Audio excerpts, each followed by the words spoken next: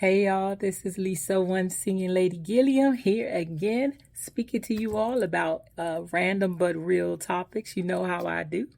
If you had an opportunity to check out my last video, I used the football analogy. I love the game, y'all. And, although I am going to be speaking more about relationships, not just with females, but also with males right now, God's just been dropping analogies for the men. But I'm telling you, ladies, you all can learn something from this too, especially y'all who don't know sports. And, we're actually in the weeks of the Olympics. And so these analogies actually can maybe be helpful as you watch some of the Olympic Games. And today, y'all, we are speaking about basketball. So if you know me for a while, I was actually very athletic growing up.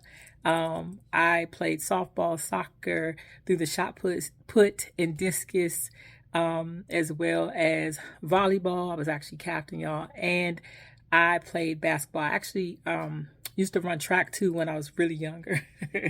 But in high school, it was shot put, discus, volleyball, and that was a part of the track team, and basketball.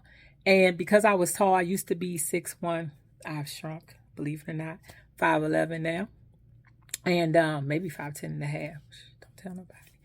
And one of the things that I had to learn to do, because I didn't really want to play, people just kept on asking me. Shout out to my coach, former coach, Coach Brown. He was amazing, y'all. I actually learned the game, and I still enjoy the game now, and could still play the game probably if I tried to get on the court. But one of the things that came to mind when I was thinking about relationships and the team sport of basketball is something that's super important that everybody that knows how to play the game has to do. Can y'all guess what that is? Dribble. Correct. You have to be able to dribble the ball up and down the court. If you can't dribble, you're probably not going to get to the point where you can actually score, right? And we know that everybody is 5 people on the court. Everybody has a different position, right? Not here to even really talk about the positions, but if that comes out, we'll talk about that too. But I was really thinking about how many men are dribbling the ball incorrectly. And if you saw the football video, you know that no, females are not balls. However, it's such a great analogy, and I think it really relates. In fact, one of my play brothers told me that listening to the football analogy, because I was speaking about sports, it was an easier way for him to understand exactly where I was coming from. And so I hope that this happens this time too. So I was like, let me just see what the official definition is. And one of the definitions I saw, even though Wikipedia is not necessarily, for some people, they don't feel like it's actually valid information. I do think it's interesting to see what they have to say.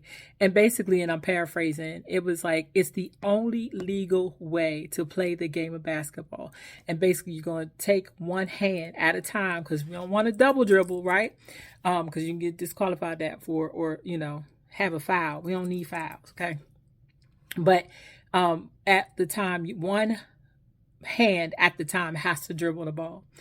And how many guys do we know out there in the world, or females too, because these are applicable to both sexes, are dribbling balls with multiple people or trying to dribble it with both hands, right?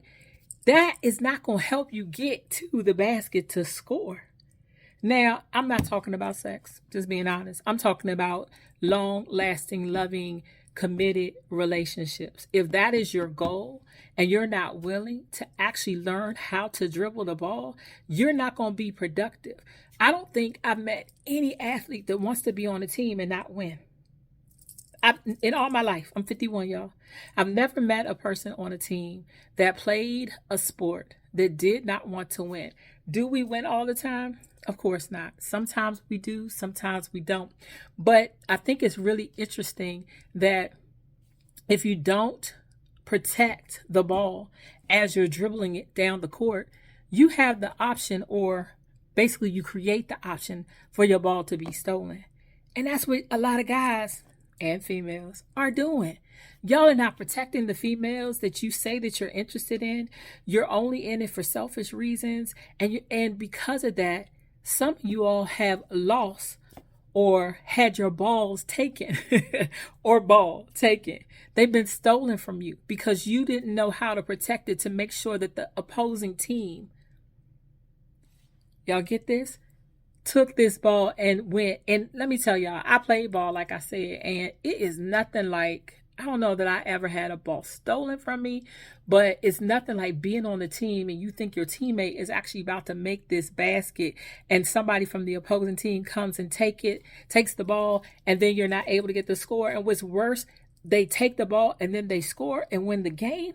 If you had just protected the ball in the first place and you knew really how to dribble and make sure that your opposition isn't anywhere closer, if they're closer to you, you got to really be talented to, continue to bounce that ball or dribble the ball, but also, use your other arm sometimes so for defense so that they don't come in and take it or vice versa. And so, I just really hope guys realize that, females too, that God has placed female in your life.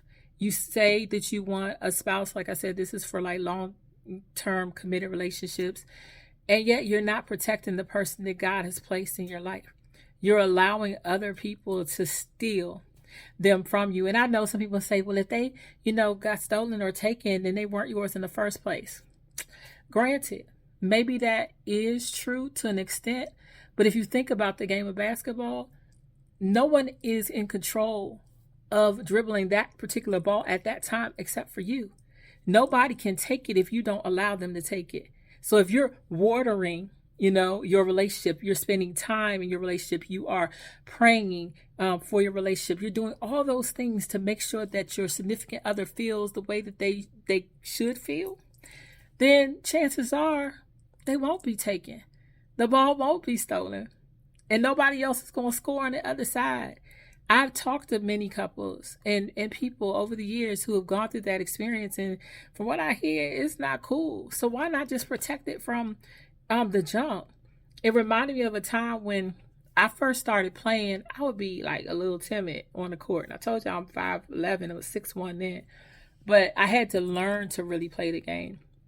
I used to be afraid to be, or like if I stole the ball, because I've done that before, or I've gotten turnovers. I was, pretty fast on the court because I told you I used to play track or run track, back in the day, and I was much smaller then too. So I got the ball and I would go down, and I knew how to make a layaway, or layup, score doing a layup, and I froze because of fear. And instead of sticking to what I had practiced and what I learned, because most teams, I don't know any basketball team that doesn't practice free throws and layups. It's almost like every practice. You may not be a person that does a jump shot or a jumper. You might not be a 3-point, shooter, but layup is essential. Dribbling essential, and you're going to know how to get a ball in the on a free throw, right? And so, ball in the hoop, I should say, on a free throw. And I was afraid. And so rather than stick to what I knew, I basically threw the ball away. I'm not a 3-point shooter. Barely do jumpers. I've done it, but that's not my forte, right? As a 5 position, I was guarding. I was a center. I was, I had to guard the court, the basket, basically. And because I was afraid, I just put the ball up. But if I had taken my time, continued to protect that ball and dribble, because I could dribble, that's an essential tool. I told you, something you have to do if you play the sport of basketball. And just did the layup, that would have been 2 easy points. But because of my fear, I gave up and threw the ball away. So for those of you who are not allowing your balls to be stolen or taken, some of you, because of fear, are not allowing yourself the time, the precision it takes to get to that basket to make the score, to take the shot. Sometimes you have to wait to take the shot. Sometimes it's not the time to take the shot that you think it might be. Sometimes you have to wait on God's timing before you even get to that place. But I just want to leave you with this one thing. please make sure that if you're going to get into the game, that you're ready. Please don't play with females' hearts.